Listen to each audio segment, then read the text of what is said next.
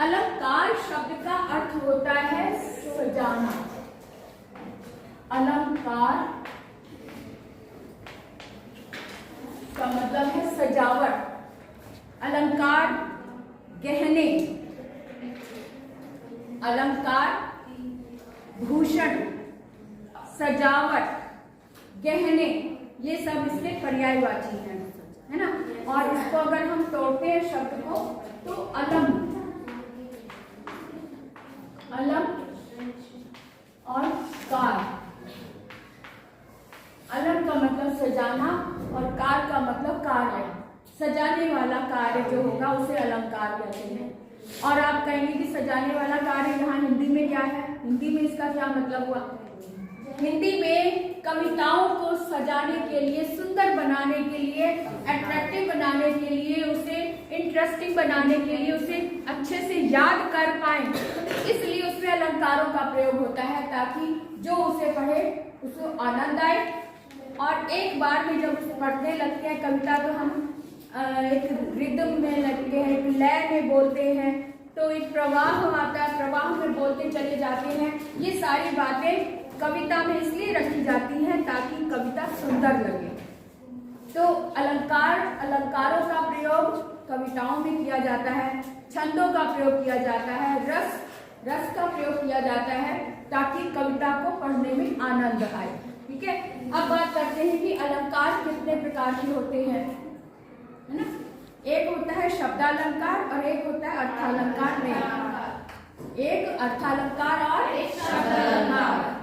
अब इनके भेद हमने याद करने में, अर्थालंकार जिस कविता में अर्थ के अनुसार अलंकार का नाम दिया जा रहा है, अलंकार का भेद पता चल रहा है, और जिस कविता में शब्दों के कारण एक अलग सी सुंदरता प्रकट हो रही है, शब्दों के कारण, तो वहां शब्दालंकार।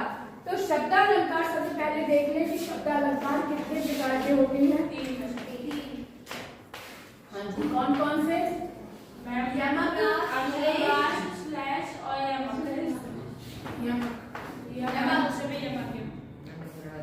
दूसरा है यमक और तीसरा है श्लेष। और इन तीनों में ही कुछ समानता है। ये तीनों में ही समानता ये है, पहले तो इसके अर्थ को समझ लो। शब्दों के जो अर्थ है ना, उसी में आपको परिभाषा मिल जाएगी। अनुप्रास का मतलब है, अनु का मतलब नकल करना या पीछा करना, है ना, या फॉलो करना। तो फॉलो हम किसको करते हैं? जो हमारे आगे है, बिल्कुल वैसे ही हम भी चाल चलते हैं, नकल करते हैं। नकल करना यानी किसी का अनुकरण करना, किसी के कार्यों को हम भी उसी तरह से अपने जीवन में ढाले, अपने व्यवहार में ढालते हैं। जो व्यक्ति हमें पसंद होता है हम वैसे कार्य करने लग जाते हैं, है ना। तो वो होता है अनुकरण करना, किसी का या नकल करना। सीधे साधे शब्दों में कहीं नकल करना। अब अनु का मतलब नकल करना, पीछा करना है, तो इसका मतलब यहाँ पर भी, यहाँ पे अक्षरों की नकल की जाती है। अक्षर, वर्ण, अक्षर या फिर वर्ण। मैंने वर्ण क्यों कहा यहाँ पर? वर्ण या अक्षर की नकल की जाती है, यानी कि सीधी सादी भाषा में तो हम नकल कहेंगे, लेकिन किताबी भाषा में वर्ण की आवृत्ति होती है। आवृत्ति यानी बार बार आना, रिपीट होना, है ना। जब हम, जैसे मेरे आगे आगे कोई जा रहा है तो मैं उसी के कदमों पर चलूंगा, है ना, ये कदमों के निशान पर चलना, तो यानी नकल करना हो गया ना। हम उसके कदमों के निशान पर चल रहे हैं, यानी उसके बताए हुए रास्ते पर चल रहे हैं। जब हमारे जो आगे है वैसे ही हम भी नकल कर रहे हैं, तो वो अनुप्रास। जैसे कि कोई उदाहरण दो। चारु चंद्र की चंचल किरणें, है ना, तो चारु चंद्र की चंचल, च आ गया, तो चा ने नकल कर दी, चा अक्षर आ गया यहाँ पर, इसलिए यहाँ पर अनुप्रास अलंकार है। ठीक है ना बेटा। और जैसे रघुपति राघव राजा राम, यहाँ पे र आया है, र की आवृत्ति हो रही है, र बार बार आया है, इसलिए यहाँ पर अनुप्रास अलंकार हो गया। अब बात करते हैं यमक।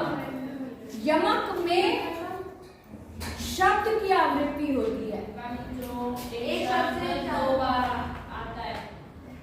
शब्द की आवृत्ति होती, यहाँ पर अक्षर की आवृत्ति थी, यहाँ पर शब्द की आवृत्ति। और आप लोग भी ध्यान रख लो, जब मैं कोई क्वेश्चन पूछती हूँ तो आप शब्द और वर्ण को एक सा बना लेते। जब मैं वर्ण की, आप बोल रहे अपनी तरफ से वर्ण की आवृत्ति, लेकिन मुंह से बोल रहे शब्द की आवृत्ति होती है। शब्द वर्णों से बना होता है और वर्ण सबसे छोटी इकाई होता है। तो इसलिए जब जहाँ वर्ण की बात आती वहाँ वर्ण भी बोलो, जहाँ शब्द की बात आती वहाँ शब्द भी बोलो। तो शब्द की जहाँ आवृत्ति होती है वहाँ पर यमक अलंकार। अब इसका कोई उदाहरण बताए। कनक कनकते 100 गुनी मादकता अधिकाय, या खाए बौराए जब वापाए बौराए, है ना। तो कनक कनक यहाँ पर 2 शब्द आए हैं, कनक और कनक। कनक, एक कनक का मतलब होता है सोना और दूसरे कनक का अर्थ होता है धतूरा। धतूरा यानी कि नशीला पदार्थ, खाकर नशा हो जाता है, जैसे भांग में मिलता है, भांग में ये धतूरा मिलता है। और सोना, सोने की चमक, जिसके पास सोना अर्थात सोना हो जाएगा वो घमंडी हो जाएगा, सबसे ठीक से बात भी करेगा। तुम कौन है कि मैं तो जानता है ना, ऐसा होता है ना। तो यानी सोना यानी कि धनी होना, धनवान हो गया वो। जो धनवान है वो छोटों को घास नहीं डालता, है ना, यानी कि वो अपने आप को खुदा समझने लग जाता है, यानी उसका भी दिमाग फिर गया। और जो धतूरा है वो नशे में, जिसने नशे का सेवन कर लिया उसका दिमाग वैसे ही घूम गया।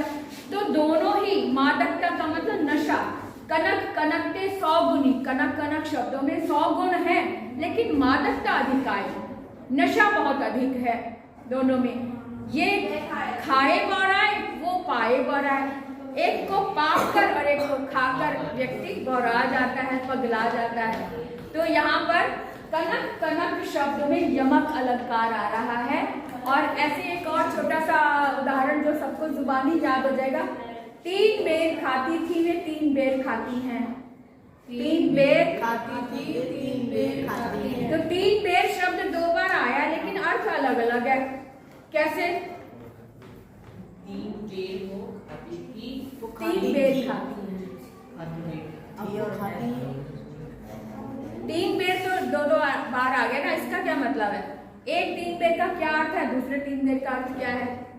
एक 3 बेरों को खाते और 3 बार खाते। यस, बिल्कुल। अब ये आप कभी नहीं भूलोगे, क्योंकि आपने अपने दिमाग से सोच कर आंसर दिया और क्लास में आंसर दिया। क्लास में जो भी आंसर देते हैं ना, वो पूरी जिंदगी हमें याद रहता है, वो मंजर कभी नहीं भूलते। इसलिए क्लास में आंसर देने का कभी आपको मौका मिले तो कभी छोड़ा मत करो, जरूर बोला करो। आप भी, आप कभी जवाब नहीं देते शायद, लगता है ना, दिया करो। और इस मंजर को, इस क्लास के जो हमने जो जो बातें की वो सारी की सारी आपके दिमाग में रिकॉर्ड हो गई, है ना।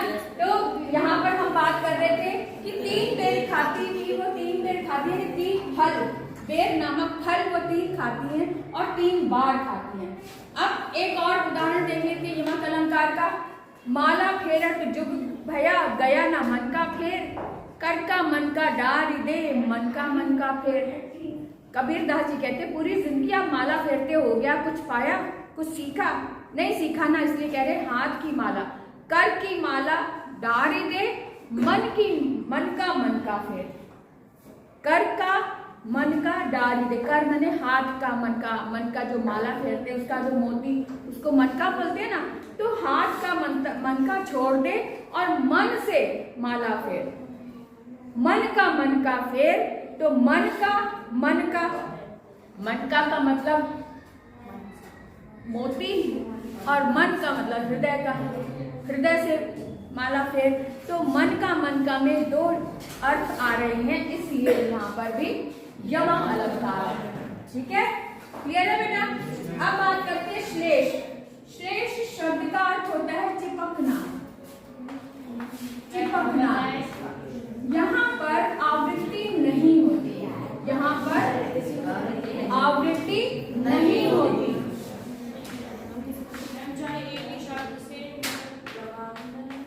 हाँ, यहाँ आवृत्ति नहीं होती। अनुप्रास में आवृत्ति होती है अक्षरों की, यमक में शब्द की आवृत्ति होती है, लेकिन श्लेष में आवृत्ति होती ही नहीं, फिर भी अनेक अर्थ होते हैं।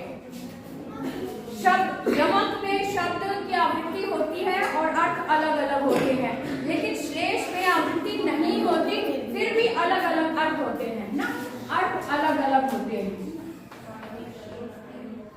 अर्थ अलग होते हैं। तो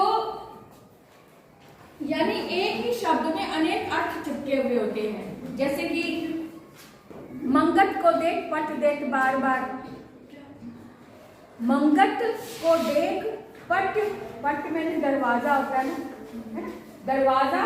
एक भिखारी दरवाजे पे आया है, एक गृहिणी घर के अंदर है, वो भिखारी को देखकर मंगत को देख पट देख बार बार, भिखारी को देखकर दरवाजा वो बार बार बंद कर लेती है।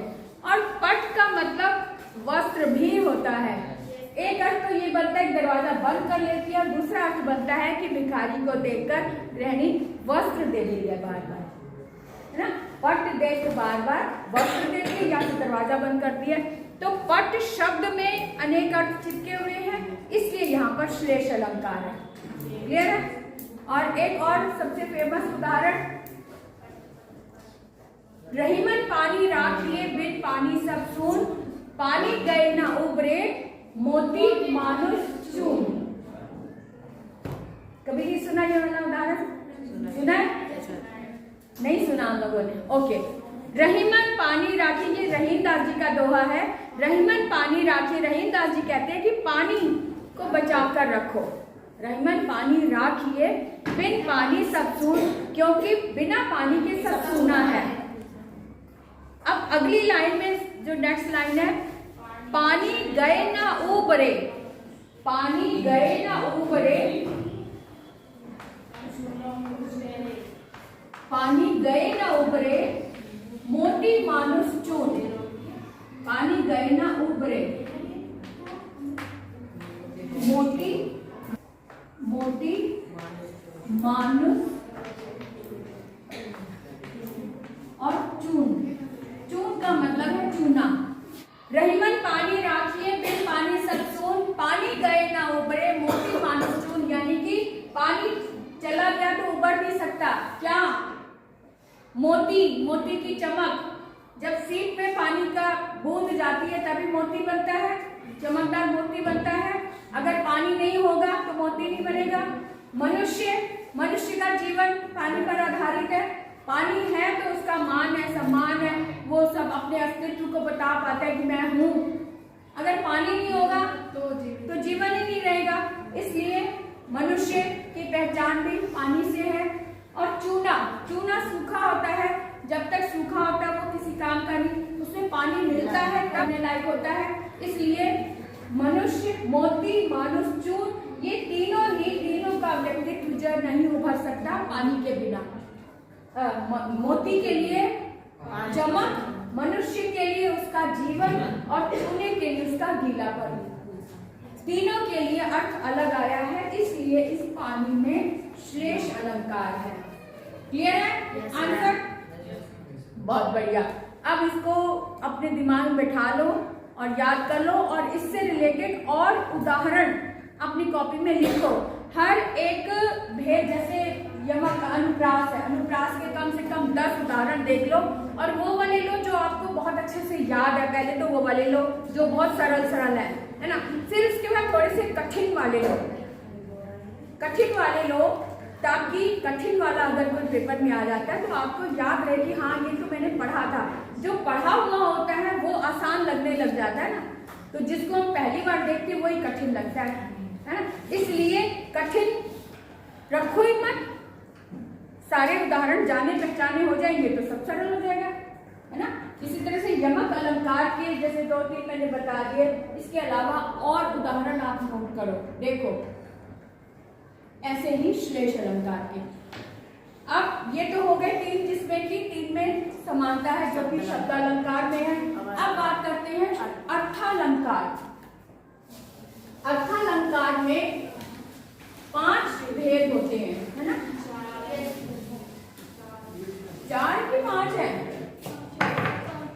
उपमा, उत्प्रेक्षा, रूपक, मानवीकरण और अतिशयोक्ति।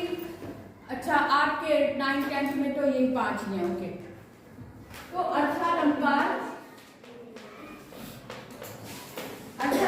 का मतलब है जिसकी कविता पढ़ते समय अर्थ जिसकी अलौकिकता दिखाए, अर्थ के कारण कविता सुंदर बन पड़ रही है, वो अर्थालंकार।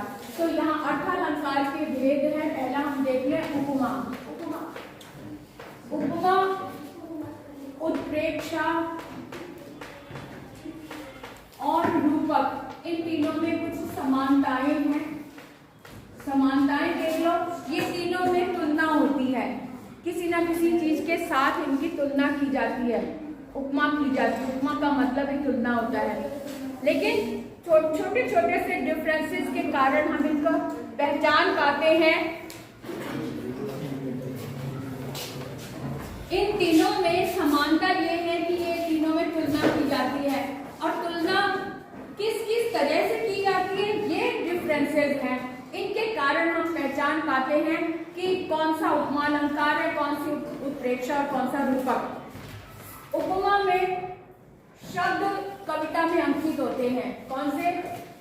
सा, सी, से, सम, और बोलो सरिस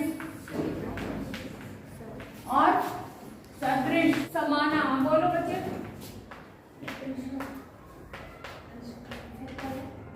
जिस कविता में ये शब्द लगे हुए, इनमें से कोई भी एक लगा हुआ है, कोई भी एक, तो वो उपमा अलंकार है। जैसे हाय फूल सी बच्ची, फूल सी कोमल बच्ची, फूल सी, फूल के समान। उत्प्रेक्षा में मनु, मानो ये शब्द लगे होते हैं।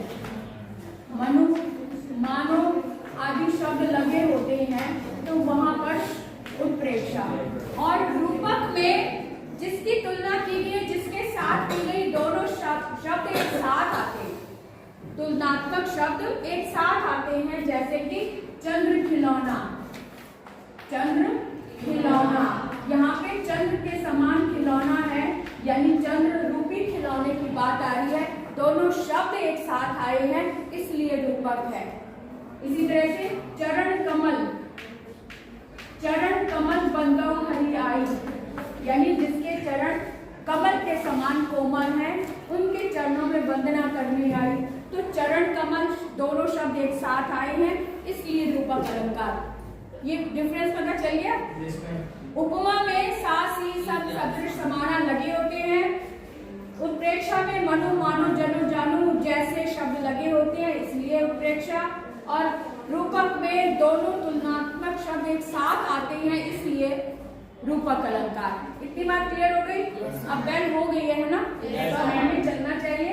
अब जो है, पहले एक बार छोटी सी बात बता दूं।